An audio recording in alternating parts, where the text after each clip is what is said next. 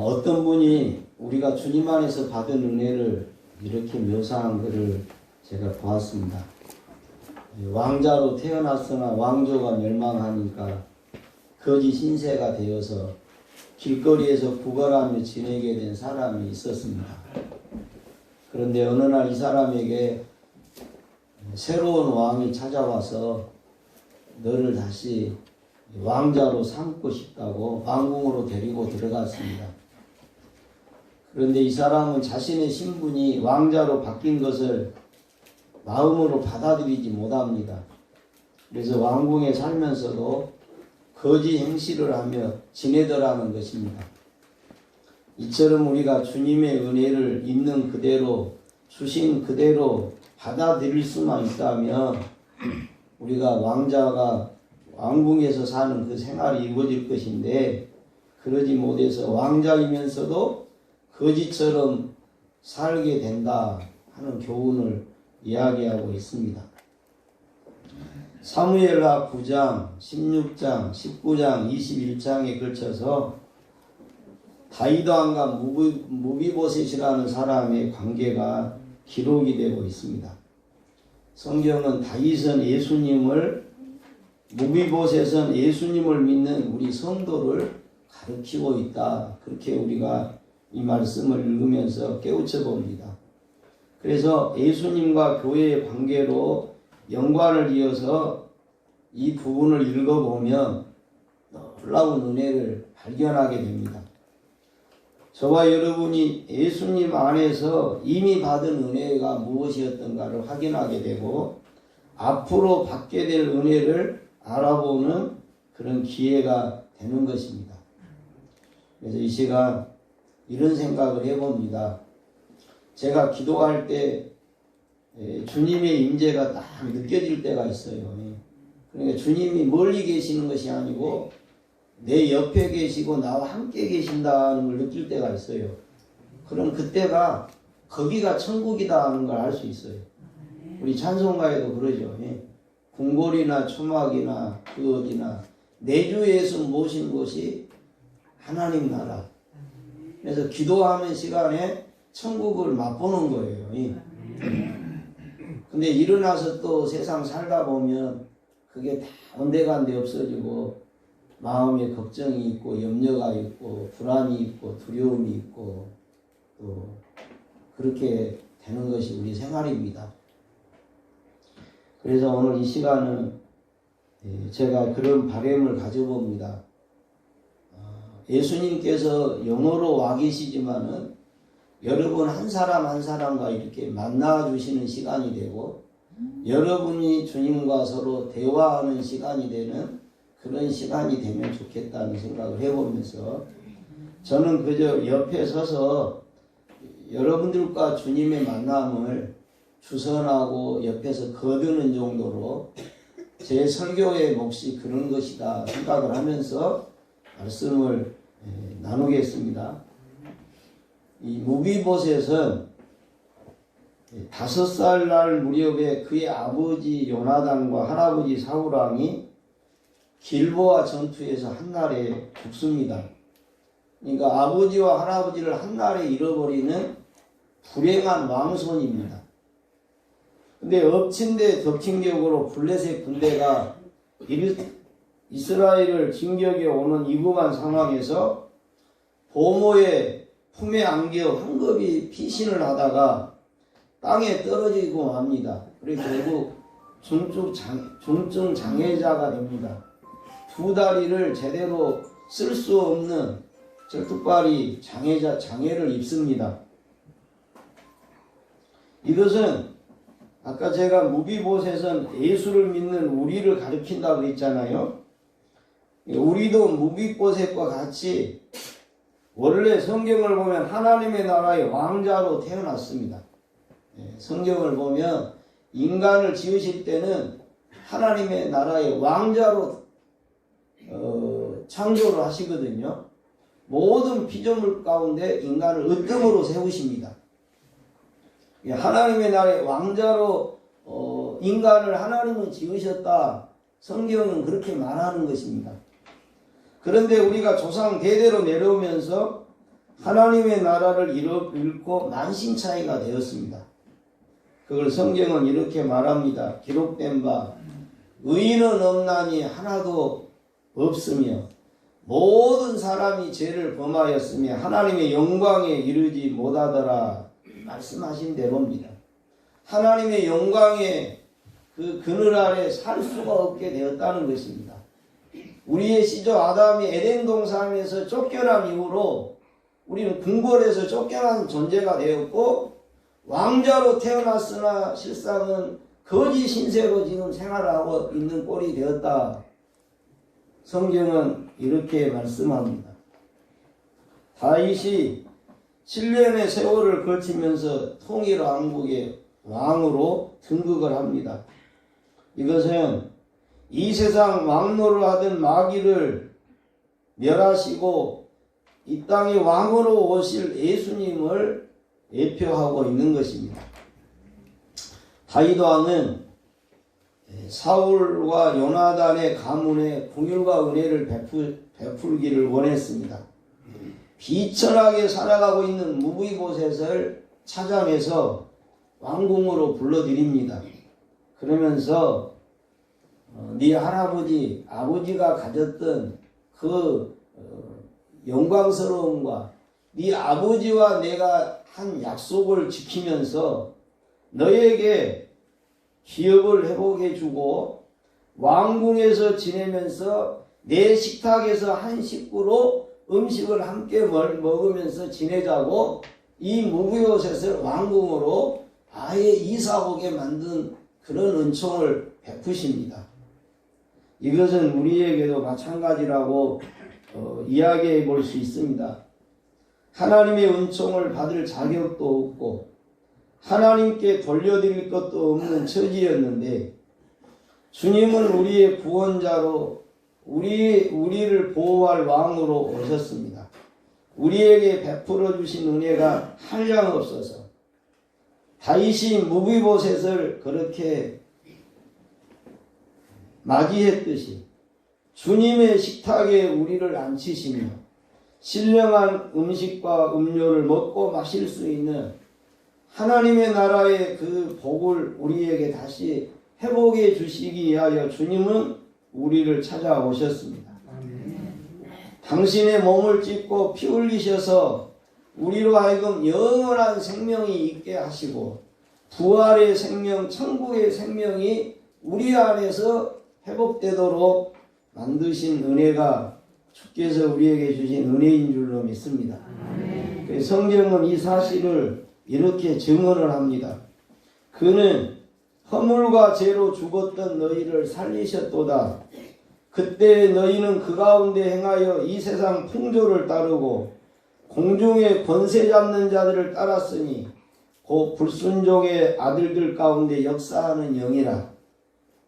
전에는 우리도 다 그 가운데서 우리의 육체 욕심을 따라 지내며 육체와 마음이 원하는 것을 하여 다른 이들과 같이 본질상 진노의 자녀이었더니 긍휼이 풍성하신 하나님이 우리를 사랑하신 그 큰 사랑을 인하여 허물로 죽은 우리를 그리스도와 함께 살리셨고 또 함께 일으키사 그리스도 예수 안에서 함께 하늘에 앉히시니 이는 그리스도 예수 안에서 우리에게 자비하심으로써 그 은혜의 지극히 풍성함을 오는 여러 세대에 나타내려 하심이라. 원래 왕자로 태어났으나 왕국이 망하고 거짓 신세로 살던 무비보셋을 다윗은 다시 왕궁으로 불러서 왕자와 같은 삶을 살도록 배려했던 것은 바로 예수 그리스도가 잃어버린 하나님의 나라에서 쫓겨난, 그래서 비참한 신세가 되어 살고 있는 저와 여러분에게 주님은 오셔서 다시 하나님의 나라로 초청하시고 그 기쁨과 풍성함을 맛보며 살도록, 그래서 영원한 생명, 부활의 생명, 천국의 생명이 우리에게 있도록 은혜를 베풀어 주셨다 하는 말씀입니다. 그래서 무비보셋은 다윗이 이렇게 자기를 배려한다고 했을 때 다윗 앞에서 무릎을 꿇고 고백합니다. 이 종이 무엇이기에 왕께서 죽은 개 같은 나를 돌보시나이까. 그럽니다. 오늘 장로님 기도하신 대로 우리가 참으로 우리의 죄를 가슴에 품고 통회하며 통곡하며 울부짖은 경험이 있느냐는 것이죠. 무비보셋이 다윗 앞에 왕이여 죽은 개 같은 나를 이렇게 돌보십니까? 그러니까 무비보셋은 아주 이제 저주받는 인생으로 그냥 가는 겁니다. 근데 아무도 거들떠보지 않고 아무도 돌아보지 않아도 상관이 없는 근데 다윗 왕이 그를 챙겨준단 말입니다. 그리고 왕자로 다시 왕궁에서 함께 나와 식탁을 같이 나누며 살자는 것입니다. 그러니 무비보셋이 너무 황송한 겁니다. 너무 감격스러운 것입니다. 내가 도대체 누구인데, 나는 죽은 개와 같은 존재인데 나에게 이런 은혜를 베푸신단 말입니까? 우리도 무비보셋처럼 주님께서 베풀어 주신 구원의 은혜에 감격하여 눈물 콧물 쏟으며 기도하고 찬송했던 지난날의 아름다운 추억을 간직하고 있는 것입니다. 다윗 왕이 자신의 아들 압살롬의 반역을 받고 밀려나서 서글픈 망명의 길을 떠나게 됩니다. 후궁 10명과 몇 사람의 측근을 남겨둔 채 모든 가족과 신하들을 대동하고 요단을 건너 동편 광야 정처 없는 유랑의 길을 떠난 이야기가 사무엘하 15장에 나옵니다. 이때 무비보셋이 자기에게 은혜를 베푼 그 왕을 따라 나서고 싶었습니다. 죽어도 살아도 저 왕과 함께 지내고 싶었습니다. 그래서 자기 집에 있는 시바라고 하는 종에게 나귀의 안장을 지우라고 부탁을 합니다. 그런데 시바는 무비보셋을 배신하여 망명길에 있던 다윗 왕에게 무비보셋을 거짓말로 참소를 합니다. 무비보셋이 자기 할아버지의 왕권을 되찾으려 한다고 없는 말로 참소를 합니다. 우리 주님께서도 한때 제자들을 남겨두시고 십자가의 고난과 죽음의 길을 가셔야만 했습니다. 3일 동안 음부의 원세에 묶여 있었습니다. 마귀는 이때를 틈타 주님과 제자들 사이를 돌려놓고 멀어지게 하려고 술책을 부렸습니다. 실제로 예수님 당시 제자들은 예수님께서 죽음의 길을 가시자 도망을 치고 말았습니다. 부활하여 찾아오신 주님을 만나기까지 그들은 두려움에 떨며 지내고 있었습니다. 무비보셋을 다윗 왕에게 거짓말로 참소하던 시바라는 사람의 역할은 마귀가 하는 일을 보여주고 있는 것입니다. 참소는 사단의 가장 큰 무기입니다. 밤낮으로 우리 그리스도인들을 하나님 앞에 참소한다, 그렇게 성경은 말합니다. 물론 우리가 어찌 허물이 없겠습니까? 그러나 우리는 예수 그리스도의 보혈의 공로로 제사함 받은 하나님의 자녀들이 된 것입니다. 그럼에도 불구하고 사단은 어떻게든 하나님과 우리 사이를 이간질하려고 노력을 하고 있습니다. 거짓말로 참소합니다. 두 사이에 오해가 생기게 만듭니다.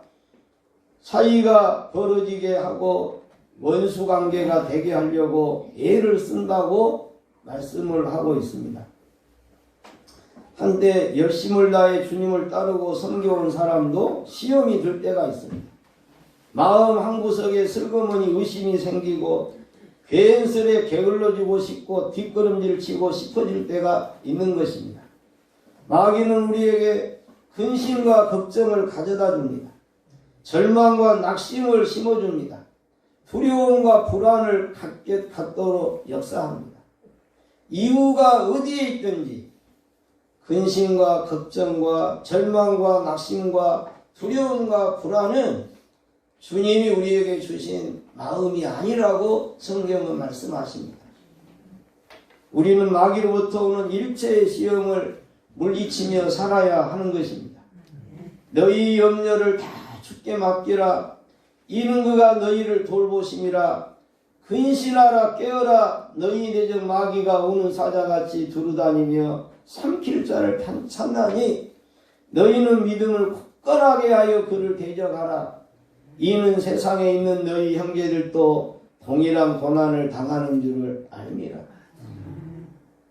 그냥 우리가 우리대로 세상 살기도 한 짐인데 우리는 늘 영적인 이 사단의 세력을 대적하는 무거운 짐이 우리에게 드려져 있어서 힘겨울 때도 있으나 우리가 믿음을 굳건하게 하여서 그들을 대적하며 우리 믿음을 따라 주님을 향하여 나가야 된다는 것입니다. 그러니까 조금 전에 말씀드린 대로 신앙생활 하다가 괜시리 그냥 교회 나가고 싶지 않구나 하는 마음이 들 때도 있습니다. 이게 사탄의 시험인 것을 알아차리셔야 됩니다. 어떤 이유에서든지 우리에게 근심과 걱정이 드리워질 때가 있습니다. 절망과 낙심이 우리의 심령을 사로잡을 때가 있습니다. 불안과 두려움이 엄습할 때가 있습니다. 이것이 바로 사단이 내게 찾아오고 있구나 그렇게 우리가 생각하고 그걸 물리쳐야 산다는 것입니다. 그걸 대적해야 산다는 것입니다. 그걸 내가 환영하고 받아들이며 내 몸과 마음과 영혼이 망가지기 시작하는 것입니다. 다음 단락으로 넘어가겠습니다.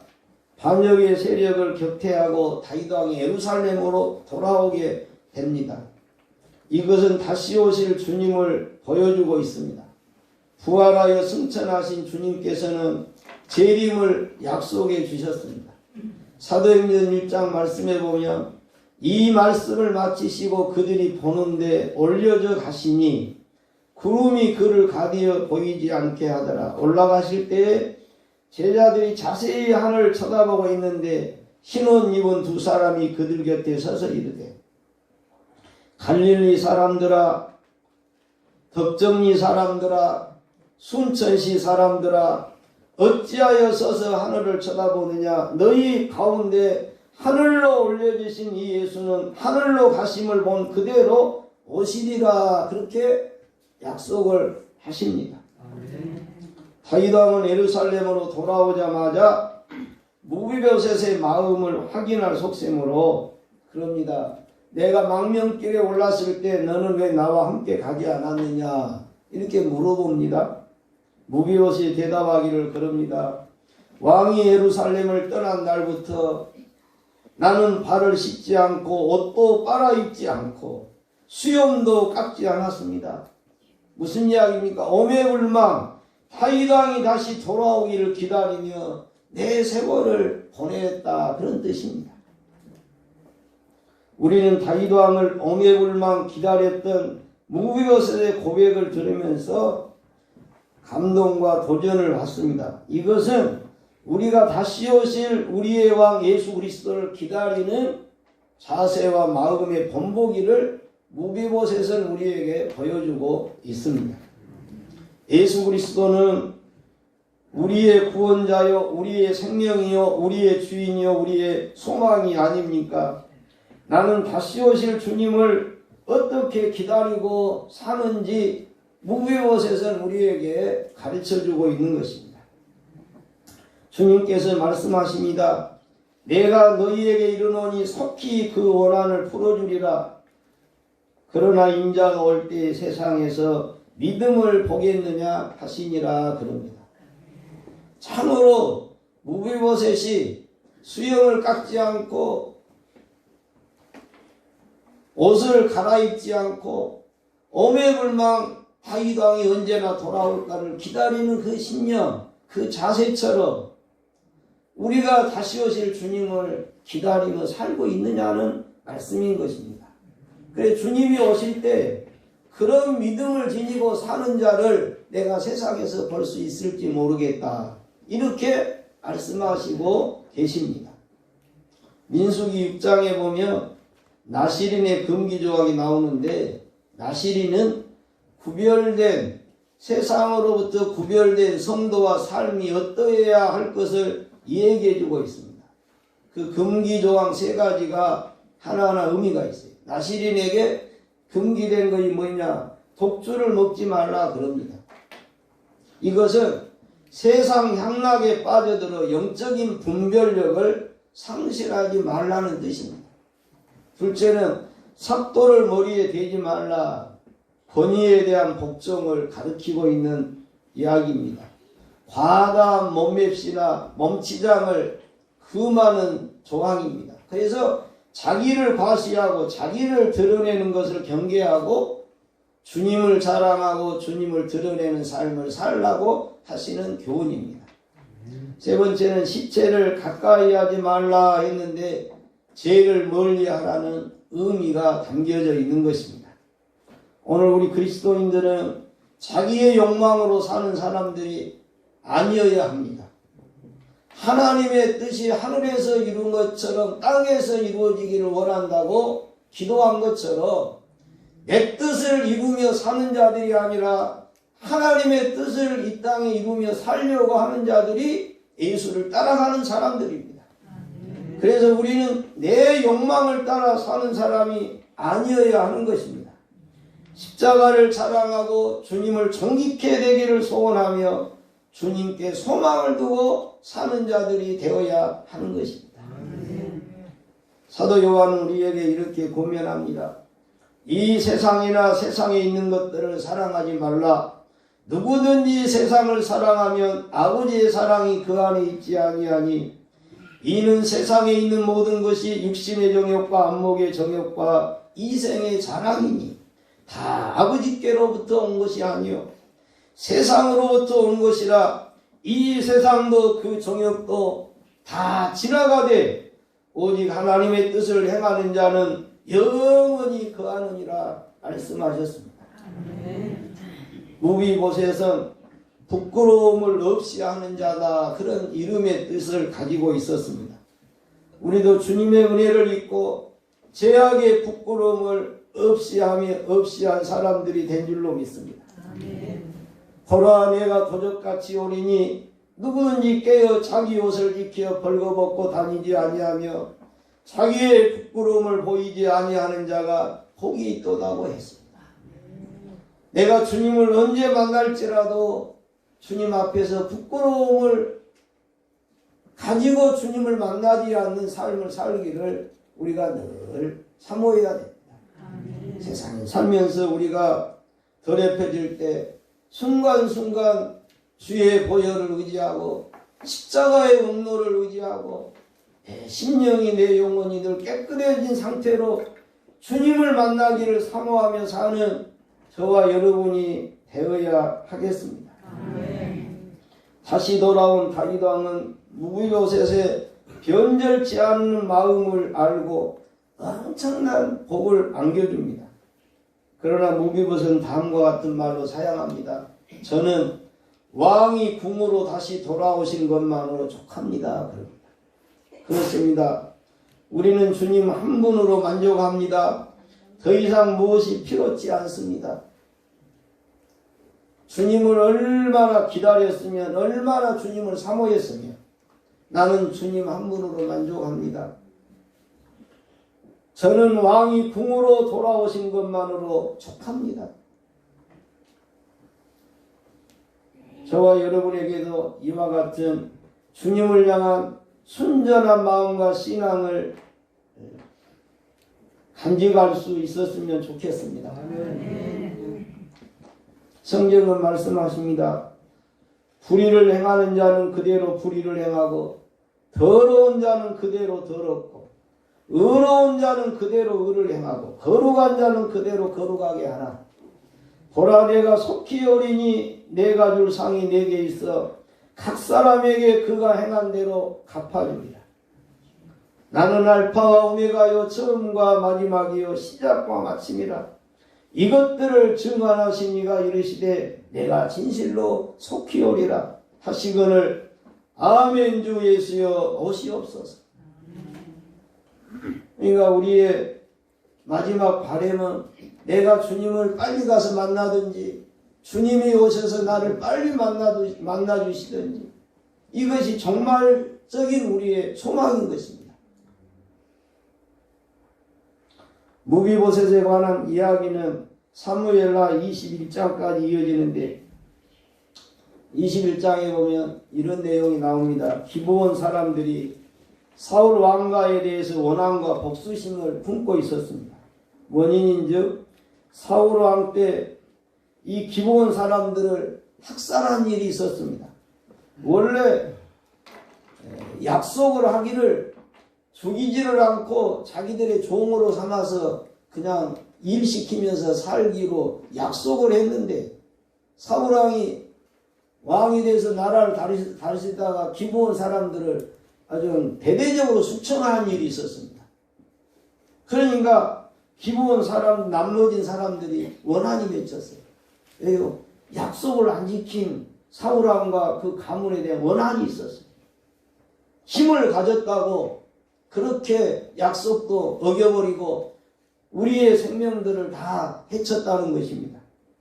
그래서 다윗이 왕이 되고 나니까 어느 날 자신들의 원한을 풀어달라고 왕에게 찾아왔어요. 그러면서 사울 왕의 후손 가운데 남자 7명을 자기들에게 넘겨달라는 겁니다. 그럼 교수형에 처하겠다는 거예요. 그래서 우리 원한을 그것으로 대신하겠다는 거예요. 다윗이 듣고 보니까 그거에 맞는 것 같아요. 정의를 실현하는 왕으로서 맞는 것 같아요. 그래서 사울 왕가의 그 남자들을 찾아가서 7명을 내달라 그러니까 7명을 내준 가운데 21장 7절에 보면 그러나 다윗과 사울의 아들 요나단 사이에 서로 여호와를 두고 맹세한 것이 있으므로 왕이 사울의 손자 요나단의 아들 무비보셋을 아끼고 그럽니다. 이게 다른 남자들을 이렇게 수배를 해가지고 다 내주는데 무비보셋만큼은 안 내주고 싸고 돈 거예요. 그 얘기가 나옵니다. 이것은 주님은 우리를 끝까지 지켜주신다 하는 것을 우리에게 지금 이야기하고 있다는 것입니다. 마귀가 우리를 내어달라고 요구할지라도 주님은 우리를 결코 내주지 않을 것입니다. 주님의 은혜로 말미암아 믿음으로 영적 사망에서 벗어나게 된 우리를 둘째 사망인 지옥 형벌에서도 우리를 건져주고 그곳에 우리를 내어주지 않을 것을 말씀하고 있습니다. 아버지께서 내게 주시는 자는 다 내게로 올 것이요 내게 오는 자는 내가 결코 내쫓지 아니하리라. 내가 그들에게 영생을 주노니 영원히 멸망하지 아니할 것이요 또 그들을 내 손에서 빼앗을 자가 없느니라. 주님이 말씀하셨습니다. 너희는 말세에 나타내기로 예비하신 구원을 얻기 위하여 믿음으로 말미암아 하나님의 능력으로 보호하심을 받았느니라. 그러므로 너희가 이제 여러가지 시험으로 말미암아 잠깐 근심하게 되지 않을 수 없으나 오히려 크게 기뻐하는도다. 너희 믿음의 확실함은 불로 연단하여도 없어질 금보다 더 귀하여 예수 그리스도께서 나타나실 때에 칭찬과 영광과 존귀를 얻게 할 것이니라. 예수를 너희가 보지 못하였으나 사랑하는도다. 이제도 보지 못하나 믿고 말할 수 없는 영광스러운 즐거움으로 기뻐하니 믿음의 결국 곧 영혼의 구원을 받으리라. 교회 여러분, 빌그리암 목사가 이런 말을 했습니다. 만약 사람들이 주님의 십자가를 통하여 자신의 제사함을 받는 그 감격 속에 살아간다면 세계 정신병원 환자의 90%가 깨져가는 가정의 90%가 부정적인 사회 문제의 90%는 당장 해결된다고 확언을 했습니다. 영적 장애를 가지고 평생 죄만 짓다가 죽을 수밖에 없던 우리들을 먼저 사랑하시고 부르신 주님, 찾아오신 주님, 그리고 허락하신 영생애로의 초대에 우리는 감격했던 그 순간들이 우리 신앙 속에 분명히 있었습니다. 그런데 언제부턴가 그 감격이 무너지고 사라져버린 요즘 하나님께서는 우리를 향해 오늘 이 시간 부드럽게 속삭이신 것 같습니다. 애야, 네가 그 무비보셋이란다. 애야, 네가 그 무비보셋이란다. 기도하십시오. 주님, 모든 것이 풍요롭고 아름다운 가을을 우리에게 베풀어 주시니 감사합니다. 더욱 이 시간 주께서 베푸신 은혜를 되새겨 볼 수 있게 하시니 감사합니다. 우리 앞에 펼쳐질 천국의 영광을 헤아려 봅니다. 금보다 귀한 믿음 잃지 않아서 천국의 영광스러운 즐거움에 이르기를 사모합니다. 이 모든 것 우리에 예비하시며 기다리고 계시는 주 예수 그리스도의 이름으로 기도합니다. 아멘.